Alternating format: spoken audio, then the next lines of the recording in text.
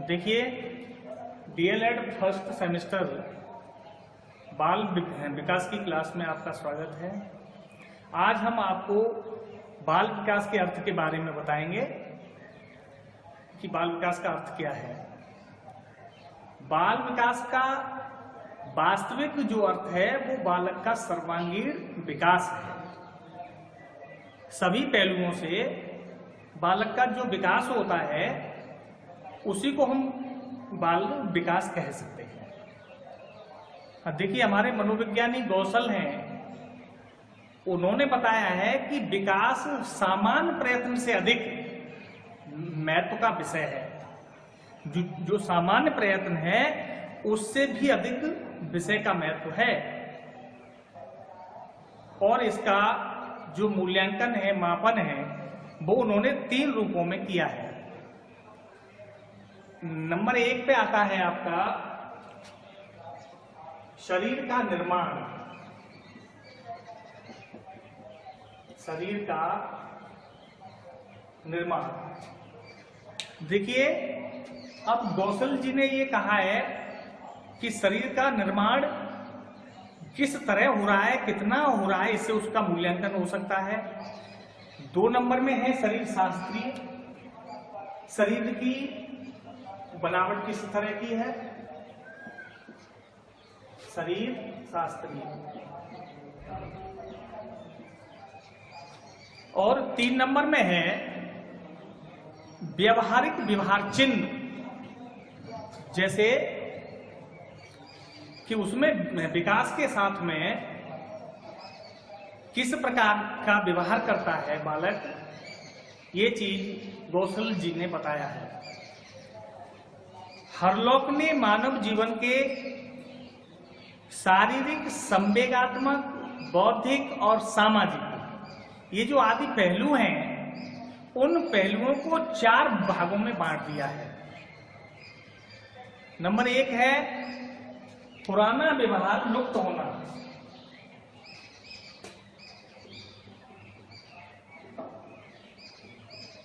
देखिए, नंबर 1 में आपका आता है पुराना व्यवहार लुप्त होना।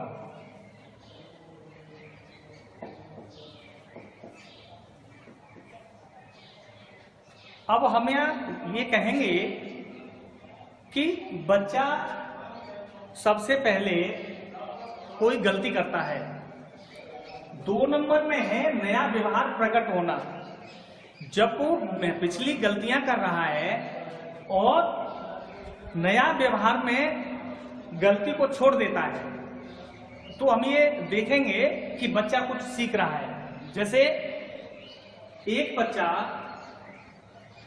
7 वर्ष का बच्चा है तो उसका व्यवहार अलग है। 7 वर्ष का बच्चा आपको बोलता है तो उसकी भाषा अलग होगी, उसकी सोच अलग होगी। और उसके बाद जो 10 वर्ष का बच्चा है उसमें इतना डेवलपमेंट हो जाता है कि वो अपनी आदतों में सुधार करता है, उसकी भाषा में अंतर होता है और आपको समझ सकता है। नंबर 3 में आपका आता है, नंबर 3 में है अनुपात में परिवर्तन।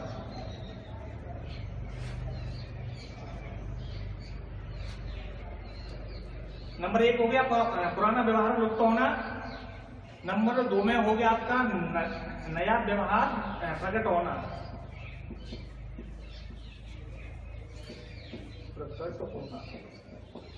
देखिए, अब नंबर 3 में आता है अनुपात में परिवर्तन।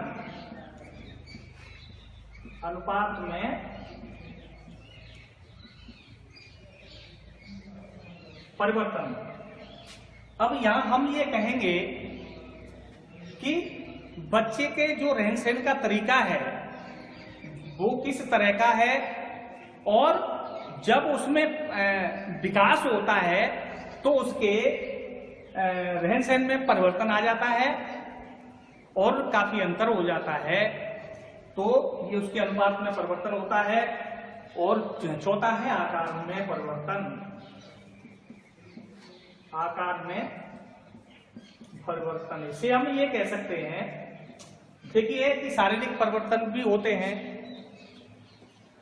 कि 10 साल के बच्चे का आकार उस तरह का है और 12-13 साल का बच्चा होता है, जब अंतर होता है तो उसके आकार में परिवर्तन आ जाता है। ये रहा आपका बाल विकास के अर्थ के बारे में। अब इसके बाद आती है आपकी परिभाषा।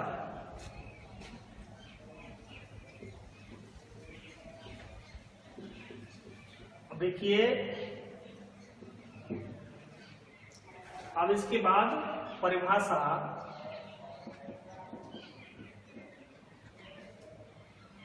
परिभाषा में थिंकर्स हैं क्रो एंड क्रो। देखिए, क्रो एंड क्रो ने क्या कहा है, बाल मनोविज्ञान वह विज्ञान है जो व्यक्ति के विकास का वैज्ञानिक अध्ययन कर्म काल से प्रौढ़ावस्था तक करता है।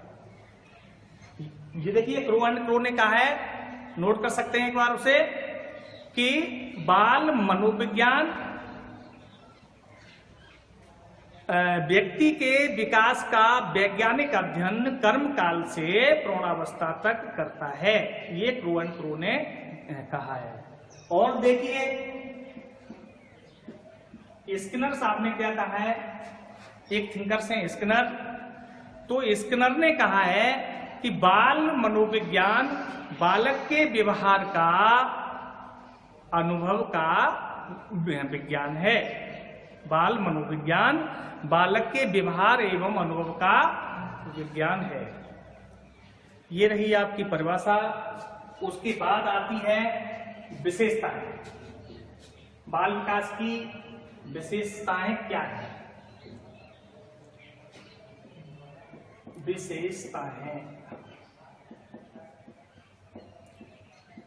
देखिए, अब विशेषताओं में क्या है, नंबर 1 पे आता है बालक का निश्चित स्वरूप। विशेषताओं में आता है कि बालक का निश्चित स्वरूप क्या है।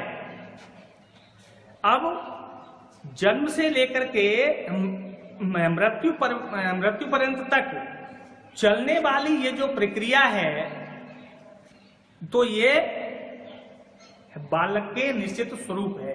बालक का एक निश्चित स्वरूप होता है, उसे हम ये कह सकते हैं कि जन्म से लेकर मृत्यु पर्यंत तक चलने वाली प्रक्रिया है। अब नंबर 2 में आपका आता है पूर्व की स्थिति में परिवर्तन। देखिए, पूर्व की स्थिति में परिवर्तन।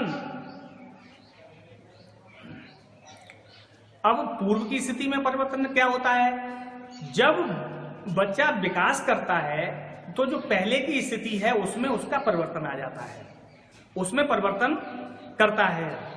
जैसे शारीरिक रूप में परिवर्तन, पहले छोटा दिखता था, विकास हुआ, हमें बड़ा दिखने लगा, आदि चीजें उसके अंतर्गत ये आ जाती हैं। अब 3 नंबर में है विकास में विशिष्टता। देखिए, विशिष्टता क्या है, फील्डमैन साहब कहते हैं कि मानव, देखिए, फील्डमैन साहब ने ये कहा है कि प्रत्येक अवस्था में विकास की विशेषताएं विशिष्ट होती हैं। प्रत्येक अवस्थाओं में विकास की जो विशिष्टता है वो सब चलती हैं, उनमें परिवर्तन होते हैं, स्वतः होती रहती हैं। जैसे जन्म के बाद अंगों में परिवर्तन आना, जैसे जन्म के बाद अंगों में परिवर्तन आना आदि। उसके बाद अब है तुम्हारा प्राकृतिक विकास। उसके बाद 4 नंबर में आपका आता है प्राकृतिक विकास। गर्भावस्था से लेकर प्रौढ़ावस्था तक व्यक्ति का शारीरिक विकास स्वतः होता है और उसके बाद प्राकृतिक रूप से उसके अंगों में परिवर्तन, उसके विचारों में परिवर्तन आदि परिवर्तन आते रहते हैं। देखिए